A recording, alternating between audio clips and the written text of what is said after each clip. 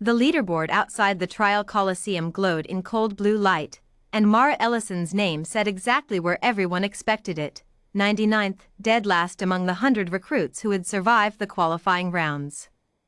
Above her, names blazed in gold: Catherine the Vorlashen, 3 meters of muscle and chitin; Idra Sylvae, a Savorni telepath who could stop a heart with a thought; Brakos Thane, who'd put down a Class 4 beast with his bare hands in the 3rd round.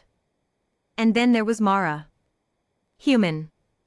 Unranked species, by the standards of the Coalition trials. No claws, no venom, no telepathy. Just 2 hands, a spear, and a stubbornness that her drill instructors back on Earth used to call criminally inadvisable. 99th, muttered Sten, the only other human in the trials, as they stood in the holding pens beneath the arena. You know what they put against 99th place, right? They don't waste a real beast on someone they expect to lose. They send the culling fodder. Or, Mara said, checking the straps on her shin guards, they send something nobody else could handle, and they don't care if I die finding that out. Sten didn't laugh. Neither did she. The gate alarm sounded, a deep mechanical groan that vibrated through the stone floor. Mara's pen door rattled upward. Match 99, the announcer's voice boomed across the Coliseum, distorted by ancient speakers built for alien throats. Mara Ellison of Sol 3. Opponent, Apex classified. Threat designation, unknown. The crowd, 3,000 alien faces from 40 systems, went quiet at that. Unknown threat designations weren't given to culling fodder. They were given to things the Coalition itself didn't fully understand. Mara stepped into the sand. The arena floor was vast, ringed in scorched stone from 1,000 prior battles. At the far end, a portcullis the size of a starship hangar door began to rise, and from the dark behind it came a sound that Mara felt in her sternum before she heard it, a bellow, low and resonant, like a mountain clearing its throat. What walked out was enormous. 8 feet at the shoulder, built like a saber-toothed god, with obsidian black fur threaded through with faint bioluminescent veins that pulsed an angry violet. Its eyes were gold, slitted, ancient. This was an apex, one of the rarest, most dangerous creatures in the Coalition's known biosphere catalog, a species so territorial and lethal that most worlds simply marked their habitats as no-go zones and left them alone. Mara's mouth went dry. Behind her, she heard gasps ripple through the stands.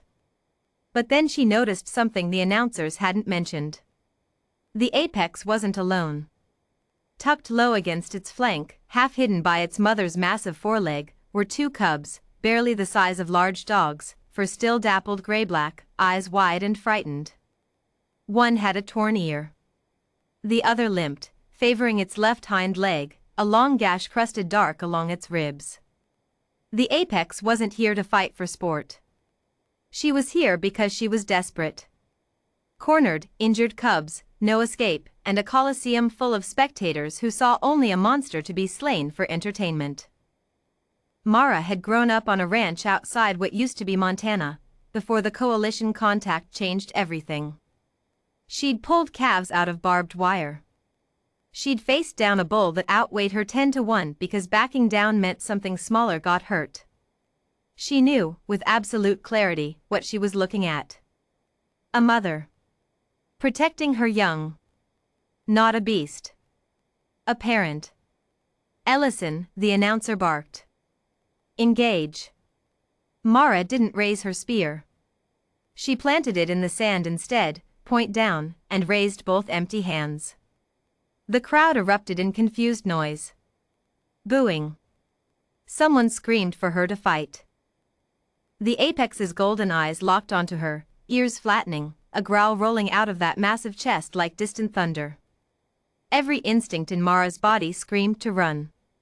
She didn't run. She crouched low, slow, non-threatening, the exact posture she'd used 100 times approaching spooked animals, and she kept her hands open and visible. "I'm not here to hurt them," she said quietly, knowing the beast couldn't understand her words but trusting that tone carried across species. "I see them. I see what happened to them. The apex roared, a sound that cracked off the Colosseum walls, and lunged half a step forward, a warning, not yet a charge. Mara didn't move except to lower herself further, almost to her knees, eyes down now, no challenge in her posture at all. The crowd had gone dead silent. Even the announcer had stopped talking. For 3 long seconds, nothing happened. The apex stood trembling, exhaustion, Mara realized. Blood loss. She could see now a deep wound along the creature's haunch, days old, infected, weeping. The mother hadn't just been cornered for the match.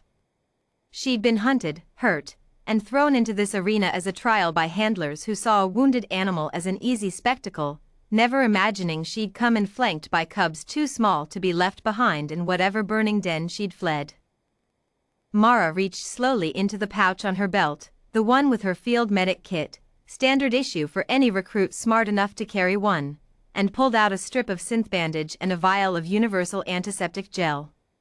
She held them up, then set them on the sand between herself and the apex, and slid them forward an inch with 2 fingers. The smaller cub, the one with the torn ear, crept forward first, nose twitching, curiosity overriding fear the way it does in all young things.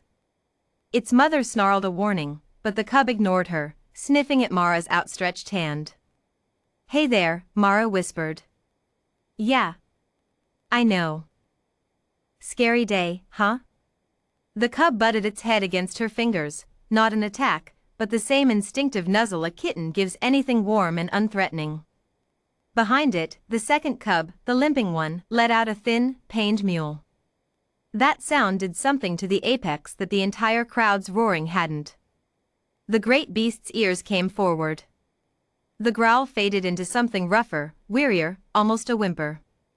She took one slow step forward, then lowered her massive head until it was level with Mara's. Gold eyes met human ones. Mara didn't blink, didn't flinch, didn't reach for her spear. "Let me help him," she murmured, nodding toward the limping cub's wound. "Please." Whatever passed between them in that moment, instinct, desperation, some ancient cross-species recognition of mother protecting young and one who will not harm them, the apex exhaled a long breath through her nostrils and sat back on her haunches. It was permission. Mara moved with steady, unhurried hands, packing the wound on the limping cub's flank with antiseptic gel, wrapping it tight with synth bandage while the cub squirmed and the mother watched every motion with fierce, unblinking focus. When she finished, she did the same for the torn ear, though there was little to be done but clean it. The crowd had not made a sound in over 2 minutes. 3,000 beings from 40 worlds, watching a human kneel in the sand of a killing arena, tending to the wounds of a monster's children. When Mara finally rose, the apex rose with her, towering, easily able to end her life in half a heartbeat, and instead lowered her head one final time, pressing her great scarred muzzle briefly against Mara's shoulder. A gesture. A thank you, in whatever language apex mothers spoke. Then the apex turned, gathered her cubs against her flanks with low chuffing sounds, and began to walk, not back toward the portcullis she'd come from, but toward the open gate at the arena's edge, the one meant for victors. The announcer's voice finally crackled back to life, hoarse with disbelief. The apex has yielded the field. Match result, Ellison, Mara, victor by submission.